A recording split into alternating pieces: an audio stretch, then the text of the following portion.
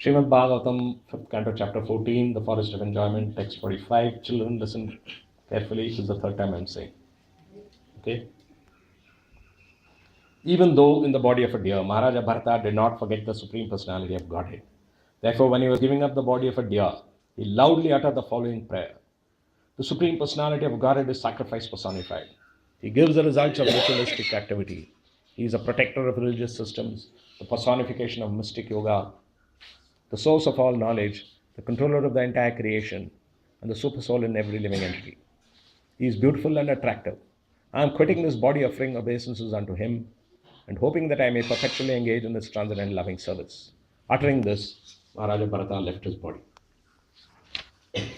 So, first, the summary lecture for broadcasting. At the time of death, we're going to think of what we actually were involved in our whole life. You're not going to suddenly start thinking of Krishna at the time of death if you were not involved with Krishna at the time of death. So, Maharaja Bharata, in the body of a deer, he said this prayer which covers all the kind of attractions which people have in material life. So he first talks about people who are in the mode of goodness, pious people. They like sacrifice or they like ritualistic activity. So it could be any kind of sacrifice. It could be any kind of ritualistic activity depending on which family you are born in. People will follow whatever rituals. If they are pious, they will follow whatever rituals their parents followed. So, for such people, he is saying that it is Supreme, the Krishna, who is sacrifice personified. He is the one who gives the results of ritualistic activity. So, if we are such a pious person, then we should be thinking of Krishna throughout our lives because he is the one who is doing all this. Because we are so attracted to that. This is for pious people. Okay, question. He is a protector of what? Read the translation. Krishna is a protector of? Huh? Protector of entire creation? Protector of what? Janaki. Protector of what? Huh? Religious systems. Yes, very good. You didn't read? Or you're too lazy to read? Protector of religious systems. That is the next thing. You read? You read? Or you can't read? It's too small for you to read? Huh? You are in second grade. So the words are too big for you. Okay. So he's a protector of religious systems. So there may be different people following different religious systems. There are so many religious systems in the world. You have the major religions, and within each major religions, you have scores of subdivisions. And generally, they all hate each other. Especially within the same subdivision, they hate each other more than the other major religions. We can see that the maximum number of killings which are taking place are in the Middle East, and the maximum number of killings are two subdivisions killing each other. That's what's happening. They have so much hatred. But so they are following, or at least they claim to be following different religious systems, and Bharata Maharaja says that he is the one who's protecting it.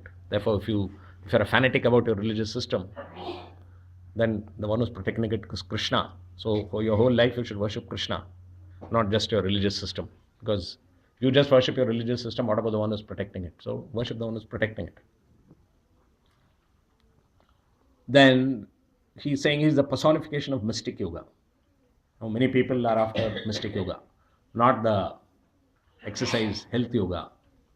Health yoga, okay. But beyond that health yoga, then many people, not many people, few people know that if you continue that, then you will get mystic powers. Or people try to get mystic powers through worshipping ghosts and spirits. They will go to, they have some problem in their lives. They know you go to Kerala or you go to Africa, you get these people who worship ghosts and spirits, and they will do some magic spells. Normally for bad things, because ghosts and spirit can do only bad things, not good things. So there are people who worship, who want to become bigger than the biggest, smaller than the smallest. Big, small, like that. Lighter than the lightest, heavier than the heaviest. They want to read other people's minds. They want to do various things like that. Everyone would love to have magic powers, isn't it? Suppose you could fly. Isn't it nice? You don't have to go by car or anything. Just say, okay, Amma, I'm going to school, and then you'll fly and you'll reach a school. Nice, no? So like that. What do you think? You prefer going by car or flying? Flying. You like to fly, Nitai? Yes. So it would be very nice if you could do that. So like that, different kinds of powers people would like to have. If you want that, then remember the one who personifies this is Krishna. He is the one who is all this. These are the impersonal powers of Krishna. So worship Krishna then if you like all these things. Okay? You like to fly? Worship Krishna. Then, he is the source of all knowledge. Many people worship knowledge. Not nowadays. Previous generation, they used to actually like knowledge. Nowadays, people don't care for knowledge. They only care for money. That's all. They worship money nowadays. But before they used to worship knowledge, they wanted to learn more. They used to respect teachers, scientists. Even though they were the lowest, always teachers and scientists and philosophers, those who know the Shastra, they have always been poor. Because if you do it for money, then it's corrupted, gone, you will not get that knowledge. So you cannot cultivate knowledge for money. You will not get it. Saraswati will not give you. If you're cultivating knowledge in order to worship Lakshmi, she will say, forget it. You either worship me or worship Lakshmi. You can't have both ways. So, if you want knowledge, you should have only knowledge, not for money. So it used to be like that those days. People wanted that. And there are a few people now who still respect knowledge. So for those people, Bharata Maharaja is saying that he is the source. Krishna is the source of all knowledge. So those who worship knowledge, you please worship Krishna. Then he is the controller of the entire creation. So, since you are in second standard and you can't read, I will ask Madhumita. He is the controller of what?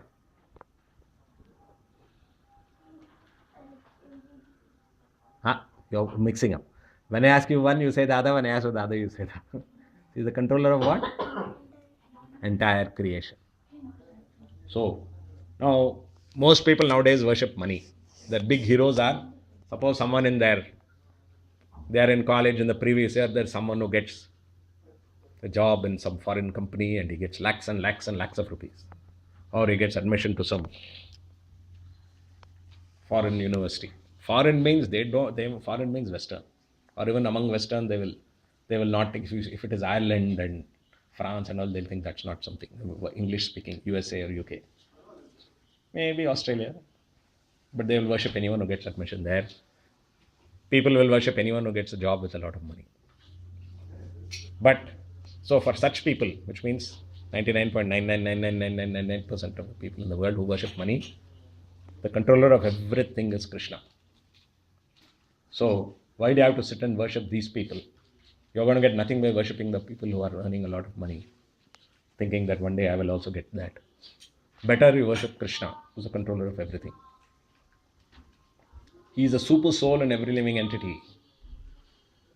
So sometimes we worship those who are able to control others. He says something and they listen.